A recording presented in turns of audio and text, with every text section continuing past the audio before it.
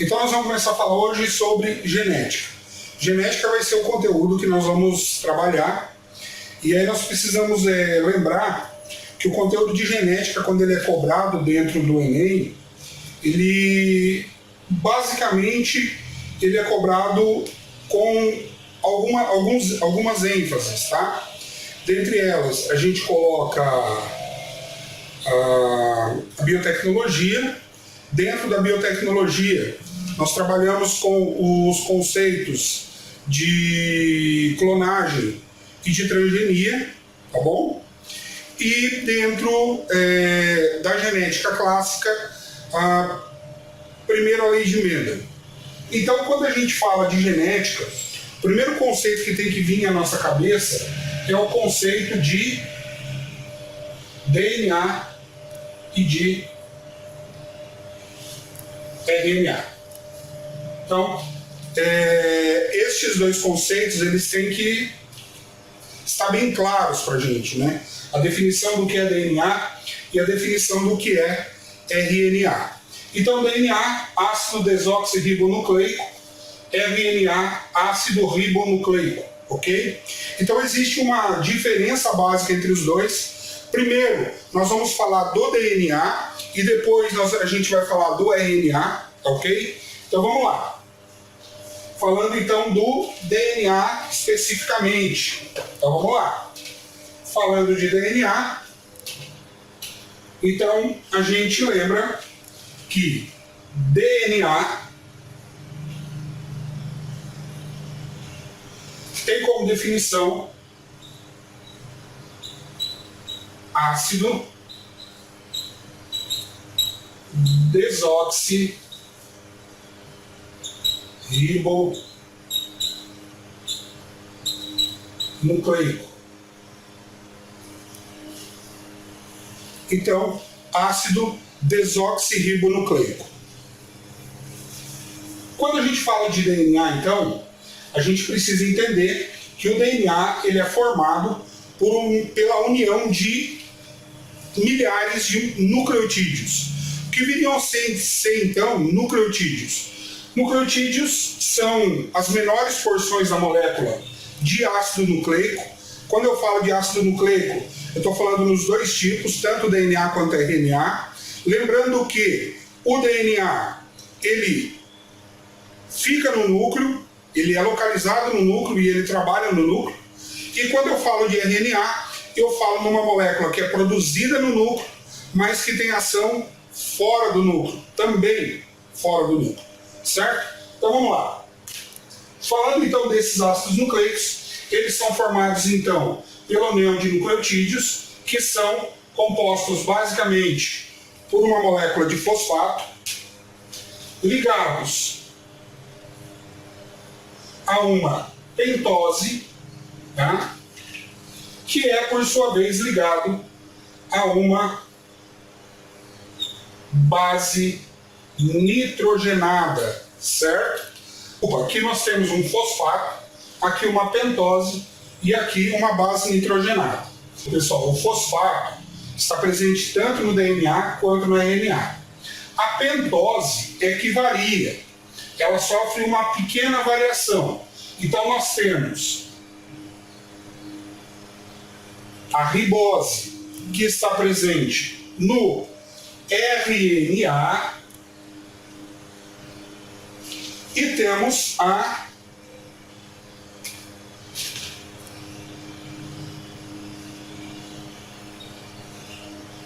desoxirribose, que está presente no DNA, desoxirribose, R-ribose. Muito bem? Então essas são as duas moléculas básicas. Então isso aqui, que nós esquematizamos aqui, é o que nós chamamos de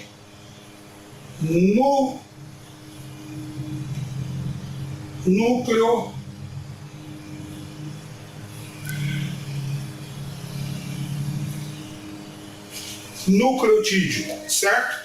Então isso aqui é um nucleotídeo. Esse nucleotídeo vale tanto para o DNA quanto para o RNA. O que muda entre os dois é sempre a nossa querida pentose, que muda sempre entre eles, vai ser sempre a pentose, certo? Outro detalhe, o número de bases nitrogenadas também é diferente entre DNA e RNA. Para o DNA, nós temos duas bases que são pirimídicas e duas bases que são púricas ou purinas, certo? As pirimídicas, elas são timina e citosina, e as púricas são adenina e guanina, tá? Então, são os tipos de bases nitrogenadas que vão formar o nosso querido DNA. Para o RNA, a gente tem uma mudança lá nas bases chamadas de bases pirimídicas. Sai a timina de campo, entra a uracila, muito bem? Então, continuando. Fosfato, pentose, base nitrogenada. Para o DNA, as nossas bases nitrogenadas são a adenina, que vai fazer uma ligação com a timina, e a citosina, que vai fazer uma ligação com a guanina. Muito bem? São essas, então, as 4 bases nitrogenadas que formam o nosso querido DNA, certo? Então, no DNA eu encontro essas bases nitrogenadas. A adenina sempre vai fazer ligação com a timina, e a citosina sempre vai fazer ligação com a guanina. Muito bem, pessoal? Continuando, então.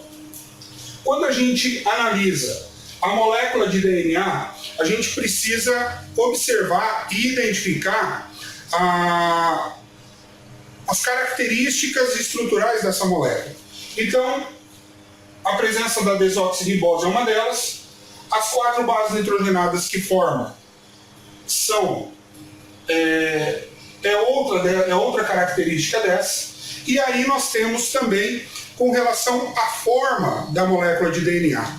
Então a gente precisa lembrar que a molécula de DNA, olha lá, DNA é uma molécula dupla, certo? É uma molécula dupla em forma de hélice. O que quer dizer isso, professor? Quer dizer que a molécula de DNA ela tem como característica, então, ser espiralada ou com um formato que nós chamamos de formato helicoidal. Ok, pessoal? Então, a molécula de DNA apresenta essa característica. Então, ela é uma fita dupla em formato de hélice. Então, nós temos 2 fitas de DNA. Então, consequentemente, uma fita é complementar à outra. Então, nós temos uma fita que nós chamamos de fita molde, e complementando a fita molde, nós temos a fita sensor. As 2 se complementam. Fato esse que nos leva a, então, entender que a molécula de DNA é uma molécula ligada de forma estável. A ligação entre as moléculas de adenina e as moléculas de timina, as moléculas de citosina e as moléculas de guanina são ligações chamadas de pontes de hidrogênio, tá? Então, as pontes de hidrogênio, 2 pontes de hidrogênio ligando 2 moléculas, que é a adenina e a timina, 3 pontes de hidrogênio ligando a citosina e guanina. Só um detalhe, a adenina se liga com a timina e a timina com a adenina, a citosina com a guanina e a guanina com a citosina. Por que, professor, que eu não tenho a ligação da adenina com a guanina e da citosina com a timina?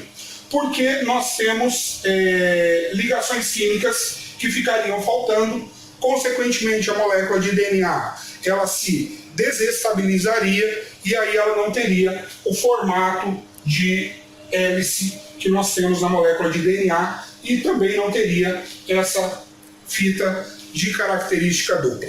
Certo, galera? Tranquilo? Continuando então.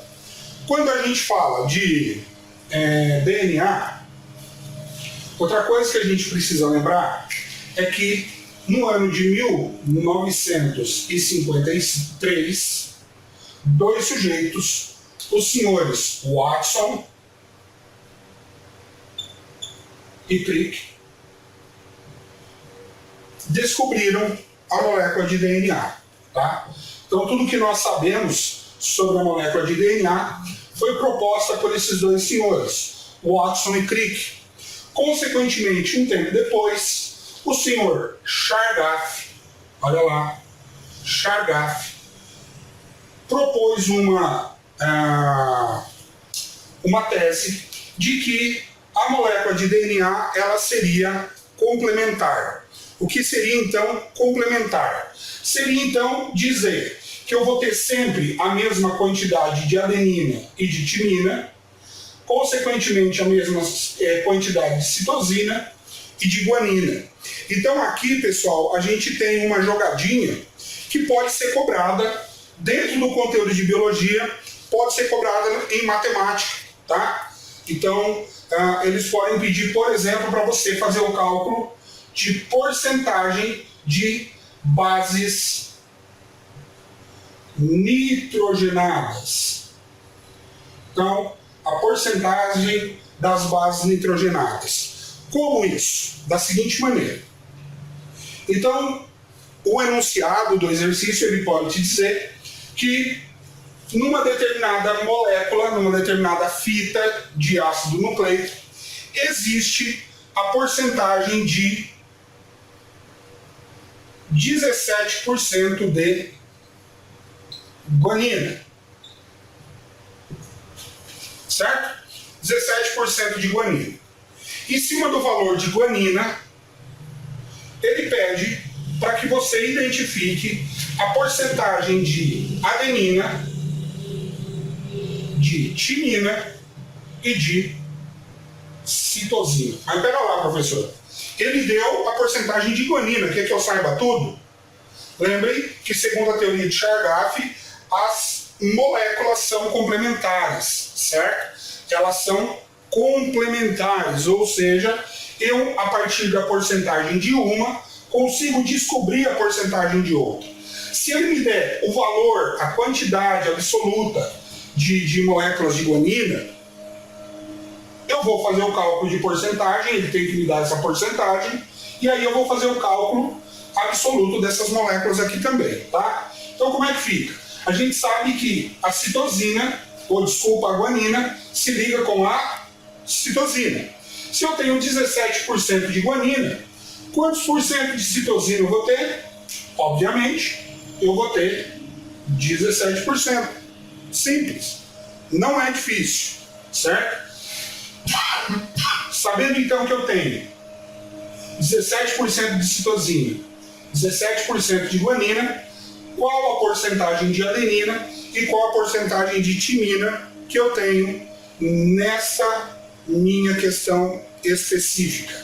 Então, 17 mais 17 vai dar, vamos lá, professor não fala besteira, 17 mais 17 vai dar 34, certo?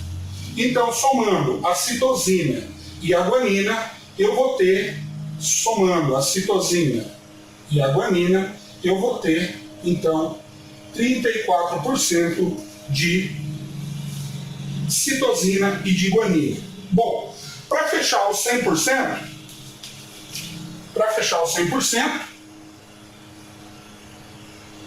quanto que eu vou ter aqui? Certo?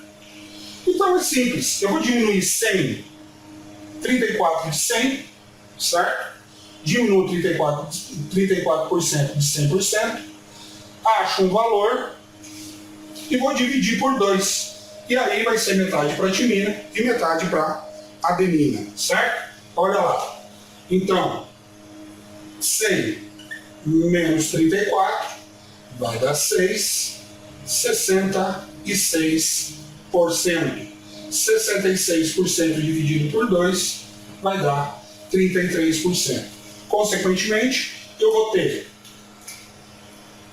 33% de adenina, 33% de timina, mais 17 de citosina, mais 17 de guanina. Entenderam, pessoal? Então, basicamente, é isso aqui. Então, ele vai sempre me dar a porcentagem de 1. Eu preciso lembrar de quem faz par com quem. Se a citosina é com a guanina e a guanina com a citosina. A adenina com a timina e a timina com a adenina. Sabendo dessa parceria, dessa ligação, eu identifico a porcentagem da outra, porque tem que ser a mesma quantidade, porque a fita é complementar. Consequentemente, eu consumo as duas, diminuo de 100%, que é o valor absoluto de bases nitrogenadas, e consigo, então, identificar a concentração de bases nitrogenadas. Certo? Muito bem, pessoal. Outra coisa que a gente precisa entender quando a gente fala de ácidos nucleicos é que quando a gente fala de ácidos nucleicos, nós temos o famoso dogma da vida, né? Nós temos lá, então, o mecanismo de duplicação, o mecanismo de transcrição e o mecanismo de tradução. Certo? Então, são as três atividades metabólicas mais importantes quando a gente fala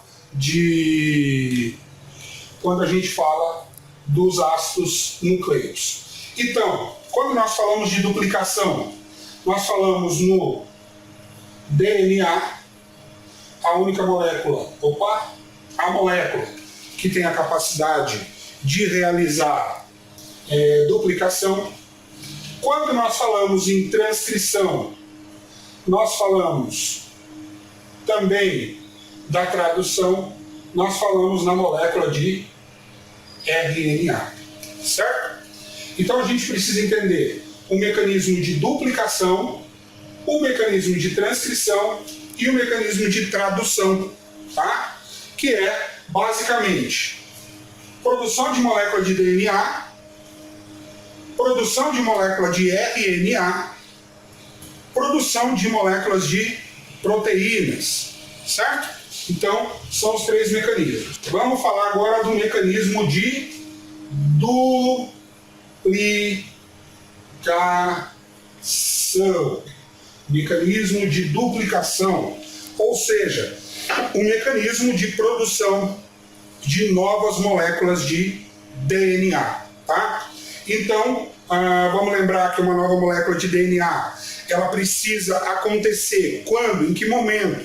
Quando a célula vai entrar em divisão celular, seja para mitose, seja para meiose, ela vai entrar em divisão celular, esse mecanismo precisa acontecer, certo? Então, acontecendo a duplicação do DNA, a célula pode fazer divisão celular sem problema nenhum, tá? Então vamos lá. O processo de duplicação do DNA, ele recebe um nome bonitinho. Ele é chamado de duplicação semi-conservativa. Duplicação do tipo semi-conservativa. Por que esse nome? Ele recebe esse nome porque ao final do processo de duplicação do DNA, nós temos então a separação das duas fitas de DNA e, consequentemente, nós temos a produção de, a partir destes dois lados, uma nova fita de DNA. Então seria mais ou menos assim para vocês entenderem. Então eu tenho a fita molde e a fita senso, certo? Essa fita molde e fita senso, elas estão pareadas, ligadas por meio de pontes de hidrogênio, e essas pontes de hidrogênio, então, mantêm a fita de DNA estruturada, ok? Vai entrar nessa molécula de DNA uma proteína importantíssima, chamada de DNA polimerase. O que a DNA polimerase faz? Quando a gente fala de DNA polimerase, parece que só tem uma, são várias, tá? Então, primeiro, a DNA polimerase entra, quebra as pontes de hidrogênio e separa a fita de DNA. Separa a fita molde da fita senso, certo? Então, nós temos uma separação da molécula de DNA. A partir dessa separação de DNA, nós temos, então, outra DNA polimerase que vai no sentido 5 linhas, 3 linhas, Daqui a pouco eu explico por quê. 5 linhas, 3 linhas. Sintetizar uma nova molécula de DNA. E como elas são invertidas, 5 linhas, 3 linhas, sintetizar a fita senso. Então aqui nós vamos ter a produção de uma nova fita, nesse sentido, certo? E aqui nós vamos ter a produção de uma nova fita neste sentido, de baixo para cima, certo? Então seria mais ou menos, na verdade, assim: 5 linhas, a tampinha do canetão, 3 linhas, a tampinha de baixo. 5 linhas, 3 linhas, tá? Então, de cima para baixo, de baixo para cima, certo? Então, aí nós vamos ter uma nova molécula de DNA aqui, ok? E uma nova molécula de DNA aqui. Então nós temos 2 novas moléculas de DNA, por isso o nome se chama duplicação. Mas nós conservamos uma parte do DNA mãe. Nós conservamos outra parte do DNA mãe. Por isso o nome é chamado de semi-conservativo. Porque para cada nova fita, nós temos então um pedaço da fita mãe que foi mantido.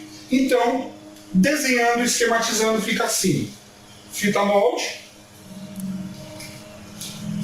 fita senso, certo? Pontes de hidrogênio, olha lá, as pontes de hidrogênio mantendo a fita de DNA estável. Vem então a nossa DNA polimerase, que é uma proteína, para ser mais específico, uma enzima, que vai entrar aqui e separar, fracionar essas pontes de hidrogênio. Consequentemente, essas fitas de DNA vão se separar. Então, acontece isso aqui, ó, pessoal. A fita molde, ela fica solitária aqui, e a fita senso fica solitária aqui, certo? Aí a DNA polimerase, lembrando, não é a mesma DNA polimerase, é outro tipo de DNA polimerase, ela entra no processo e vai formar a fita complementar. Então a DNA polimerase, no sentido 5 linhas, 3 linhas, lembrando que daqui a pouquinho eu explico por quê, entra e começa a sintetizar uma nova molécula de DNA, fazendo as ligações às pontes de hidrogênio. Temos então uma nova fita de DNA aqui. Do lado de cá a mesma coisa, a DNA polimerase, só que daí é 5 linhas, 3 linhas, então ela vai ser feita neste sentido, certo?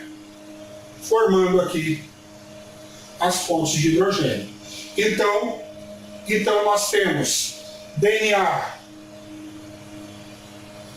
da fita mãe aqui, DNA da fita mãe aqui, e as duas juntas formam uma nova fita ou fitas filhas. Entendido, galera? Entendido? Entenderam o mecanismo de duplicação semi-conservativa do DNA? Então aqui, na verdade, aqui nós temos um oxigênio. Aqui nós temos carbono 1, carbono 2, carbono 3, carbono 4, carbono 5, certo? Ele é uma pentose. Então tá. Grupamento fosfato, ele fica ligado no quinto carbono aqui, ó. Tá? O grupamento fosfato fica ligado no quinto carbono. A base nitrogenada fica ligado no 12. Aqui. Certo? Então o que vai acontecer? Vai acontecer assim, ó. Esse é um nucleotídeo. Quando outro nucleotídeo vier se encaixar aqui para formar a molécula de DNA, esse fosfato ele vai se ligar nesse carbono 3 aqui, ó. Fosfato, ligou no carbono 3, e aí ele se liga no carbono 5, certo? Lá da nossa pentose, que está ligado por sua vez a outra base nitrogenada. Então, quando a gente fala que a ligação é no sentido 5 linhas, 3 linhas, é exatamente por isso. Porque o grupamento fosfato, ele se liga ao carbono 5 e ao carbono 3 do nucleotídeo seguinte, certo? Então, ele está ligado no quinto carbono e no terceiro carbono da nossa pentose, certo? Por isso que dizem que tem uma chargezinha. Qual é o sentido da vida? Pode ser que caia no Enem. O Enem adora trabalhar com charges, né? Qual é o sentido da vida? O sentido da vida é 5 linhas, 3 linhas. Por quê? Porque o fosfato ele faz ligação com o carbono 5 e com o carbono 3 da pentose dos nucleotídeos. Certo, pessoal? Tranquilo? Beleza, então.